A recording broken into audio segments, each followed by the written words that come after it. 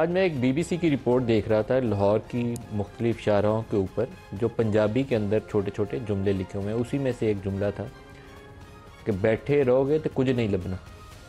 तो पाकिस्तान तहरीक इंसाफ की जो सियासत है वो भी शायद इसी जुमले के इर्द गिर्द घूमती है, बैठे रहोगे तो कुछ नहीं लबना, कुछ नहीं लबना।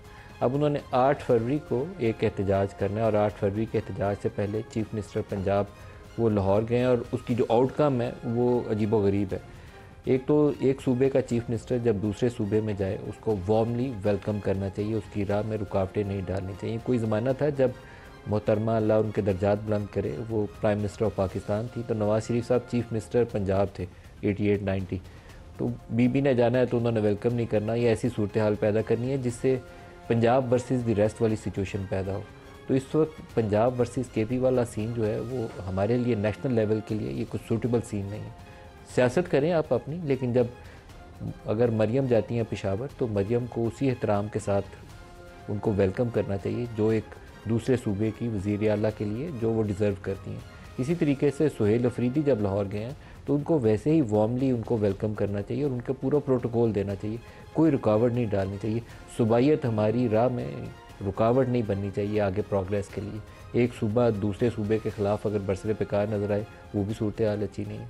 तो पाकिस्तान तहरीक इंसाफ को सड़कों को भी गरमाना है लेकिन साथ बातचीत भी करनी है ताकि उनका आगे बढ़ने का रास्ता थोड़ा खुल जाए, आसान हो जाए।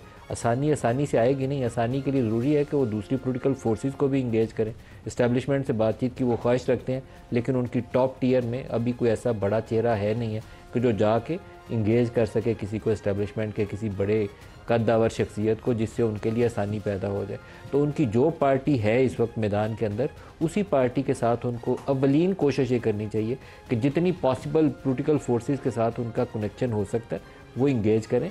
फिर Aahista Aahista Aahista Aahista step by step आगे बढ़ के कुछ रास्ते अपने लिए आसान करने की कोशिश करें। सड़कों पे खाली मारे मारे फिरने से उनको रास्ता नहीं मिलेगा। मुझे याद पड़ता है कि पिछले साल नवंबर के महीने में जब ये इस्लामाबाद की तरफ एहतजाज करने आ रहे थे तो उस वक्त की हुकूमत के ऊपर भी और इस्टेब्लिशमेंट के बाद लोगों के ऊपर भी दबाव नज़र आता था। मोबिलाइजेशन अच्छी कर रहे थे केपी से लोगों की और लगता ये था कि अगर इस्लामाबाद में जो इनका प्लान था कि हम डी चौक जाएंगे और डी चौक में जाके एहतजाज करेंगे पुरजोर तरीके से तो एक सिचुएशन ना पैदा हो जाए, इसलिए इनको इंगेज कर लिया जाए। ये उस वक्त की हुकूमत वक्त का फैसला था। इंगेजमेंट की कोशिश की गई, मोहसिन नकवी साहब को आगे किया गया, बहुत से और चेहरे भी आगे आए, रास्ता देने की कोशिश भी की गई, लेकिन उस वक्त की प्री कंडीशन ये अटैच की गई और ये प्री कंडीशन भी इमरान की तरफ से आई कि आज अगर बातचीत का माहिदा के ऊपर कोई हमारी कॉन्सेंट आती है तो अगले दिन जुमे का शायद रोज़ बनता था उस वक्त जब ये बातचीत हो रही थी, तो जुमे वाले दिन इमरान को रिहा कर दिया जाएगा। हुकूमत की तरफ से जो अभी एक पेशकश थी कि आपको 6 महीने 8 महीने कहीं जाके केपी के किसी रेस्ट हाउस में जो उस वक्त अली मीन गंडापुर तजवीज़ कर रहे थे वहाँ रख देते हैं, फिर हाई कोर्ट से ज़मानत का अमल आगे चलेगा, आपका रास्ता खुल जाएगा। वो रास्ता वो ले लेते तो 26 नवंबर जो 2024 पाकिस्तान में हुआ है वो ना होता। और उसके बाद एक साल गुजर गया, उसके ऊपर भी एक महीना गुजर गया और अभी भी इमरान जेल में है। तो बातचीत सियासत में रास्ते खोलती है, बंद नहीं करती। और बहुत ज़्यादा लोगों को, जैसे 26 नवंबर 2024 में 12-14 लोग थे पाकिस्तान तहरीक इंसाफ जो अब दुनिया में से लोग ज़ख्मी भी हुए। क्या इस वाक़े को बचाना भी उस लीडरशिप की ज़िम्मेदारी नहीं थी? मेरा तो ख्याल है कि आपको ग्राउंड रियलिटीज़ को देखे बगैर अगर आप सियासत करेंगे तो आप मार खा जाएंगे। इस वक्त पीटीआई का अलमिया यही है कि उन्हें ग्राउंड रियलिटीज़ का पूरे तरीके से इदराक है ही नहीं। इमरान उनके पास एक पॉपुलर पर्सनैलिटी है, पूरी पार्टी के ऊपर भी वही हावी है और नेशनल लेवल के ऊपर भी वो एक पॉपुलर फेस है। लेकिन ये इमरान एज ए क्रिकेटर भी पॉपुलर था लेकिन 2002 में सिर्फ एक सीट जीत पाया था। तंजीमी ढांचा नीचे उनके पास इस वक्त बिल्कुल खिसक चुका है नीचे से, उनके लोग जेलों में पड़े हुए हैं, पार्टियां बदल चुके हैं, सरकारी वो जो इस्टेब्लिशमेंट का दबाव है उसके सामने अब ज़्यादातर लोग खड़े नहीं हो सकते। तो इस सारी सूरत हाल को सामने रखते हुए पहले उन्हें अपने रास्ते आसान करने चाहिए और ये पाकिस्तान को सूट करता है। हुकूमत वक्त को भी यही चाहिए कि वो रास्ता आसान करे ताकि एक जो गैर यकीनी फ़िज़ा है जिसके अंदर को 20-25 मल्टीनेशनल कंपनीज पिछले 2-3 साल में पाकिस्तान छोड़ गई हैं। आपकी ग्रोथ रेट आगे नहीं चलती क्योंकि आपके यहाँ एफडीआई नहीं आ रही, आपकी इन्वेस्टमेंट नहीं आ रही, मैन्युफैक्चरिंग के अंदर इन्वेस्टमेंट चाहिए वो नहीं आ रही। तो इन इश्यूज़ का एक हल ये है कि मुल्क में सियासी इस्तेहकाम हो और नेशनल लेवल पे एक थोड़ा सा संभल जाने का एहसास हो, लोगों को यकीन हो कि पाकिस्तान आगे चल रहा है, सियासी बेयकीनी नहीं है, कोई जेलों में नहीं जा रहा, किसी को काला ढाला नहीं उठाने आ रहा। तो इसके लिए लीडरशिप का इम्तहान है और उस इम्तहान के अंदर अगर ये कामयाब नहीं होंगे तो बाकियों को भी मार पिटेगी। आज के प्रोग्राम में जो हमारे साथ जुड़ गए इस्लामाबाद शहरियार अफरीदी साहब हैं, रहनुमा पाकिस्तान तहरीक इंसाफ के, इख्तियार वली साहब हैं, कोऑर्डिनेटर हैं वज़ीर आज़म के, और इसके अलावा सेनेटर कामरान मुर्तज़ा साहब JUI के रहनुमा हमारे साथ हैं। सबको प्रोग्राम में खुश आमदीद कहते हैं। शहरियार अफरीदी साहब, आपसे सवाल पूछने से पहले आपको एक स्पीकर साहब का शॉट है छोटा सा, वो सुनवा दूँ, फिर आगे से सवाल जवाब शुरू करते हैं। दिखाइएगा जी। जब आना चाहें, बात करना चाहें, मुज़ाकरात करना चाहें, हुकूमत भी तैयार है, आप भी, मगर उनको फैसला करना पड़ेगा कि अगर वो करना चाहते हैं फिर उनको आना पड़ेगा। जब वो आएंगे तो नेशनल असेंबली है, यहाँ पे उनको पूरा मौका मिलेगा, गवर्नमेंट को रिक्वेस्ट करके उनके साथ बिठाया जाएगा और फिर वहाँ से कोई रास्ता निकले। मीडिया में कह देना बात करना चाहते हैं, बात करने के लिए एक है दफ्तर अवेलेबल ना नेशनल, जब वो आना चाहेंगे हम उनको वेलकम करें। पाकिस्तान की तारीख में जो उनको सहूलियात मिली हैं वो शायद ही कभी किसी को मिली हो। शहरियार अफरीदी साहब, बातचीत का अमल आगे चलेगा, सड़कों को गुरमा के रास्ता मिलेगा, क्या होगा तरीकाकार आगे जाने का? बिस्मिल्लाह। तमाम तारीफ़ रब की और कर बहादुर इमामुल अंबिया खातिमुन नबीयीन हज़रत मोहम्मद मुस्तफ़ा सल्लल्लाहु अलैहि वसल्लम। आपके सवाल से पहले इख्तियार वली साहब, मेरे भाई की वालदा फौत हुई हैं, अल्लाह पाक उनको जल फिरदौस में आला तरीन मकाम अता करे बमाए तमाम मरहुमीन के। देखिए जी,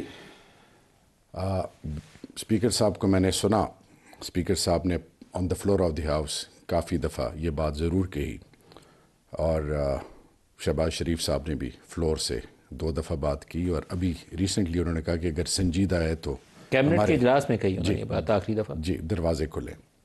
लेकिन हुआ क्या, मैं डिटेल में मैं पॉइंट स्कोरिंग नहीं करूंगा, मैं सिर्फ पाकिस्तान की बात करूंगा और हक और सच की बात करूंगा। ये जो चक्री से लेकर लाहौर तक जो हुआ, 4.5 करोड़ एक फेडरेटिंग यूनिट का वज़ीर आला सूबाई वज़रा उनके साथ, याद रखें जब आप अपने घर में अपनी औलाद की भी बड़ों के सामने थोड़ी सी उसको जाड़ देते हैं, वो भी उसको अप्रिशिएट नहीं करता।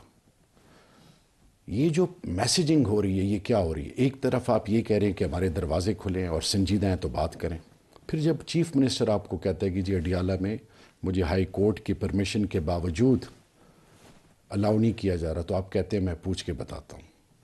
तीसरी मोस्ट इम्पॉर्टेंट बात, स्पीकर साहब से जब बात हुई थी तो स्पीकर साहब ने कहा था कि मैं आपके लिए मुलाकात रिक्वेस्ट की गई कि आप CBMs करें, कॉन्फिडेंस बिल्डिंग मेजर्स, आप हमें कुछ दिखाएं कि वाकई हम आप पे ट्रस्ट कर सकें। एक मुलाकात नहीं कराई और चीज़ों को साइड पे रखते हैं। देखिए जी, मैं एक चीज़ समझने से कासिर हूँ कि हमने इस मुल्क की सलामती और इस मुल्क के मुस्तकबिल के लिए क्या सबको जोड़ना नहीं है? ईस्ट एंड वेस्ट बॉर्डर पे आपको बदतरीन हालात का सामना है इस वक्त। हिंदुस्तान हमारा अज़ली दुश्मन इस वक्त इंतज़ार में है। आपके मुल्क के अंदर जो मामलात हैं वो आपके सामने हैं, चाहे वो मुआशी हों, चाहे वो समाजी हों। ये जो सफोकेशन है, जो 30 लाख से ज़्यादा पढ़े लिखे कारोबारी लोग इस मुल्क को छोड़ के जा चुके हैं और अल्लाह माफ़ करे लोग तैयार बैठे हैं, यूएई जैसी एम्बेसी के बाहर लाइव क्यों लगी हुई हैं, क्यों जा रहे हैं? समझने से कासिर इसलिए हूँ कि अगर हमने इस मुल्क के अंदर रवादारी और एक दूसरे को इज़्ज़त देनी है, एक दूसरे को वैल्यू करना है, मुकाबला मैदान में ज़रूर करें लेकिन किसी की तज़लील ना करें।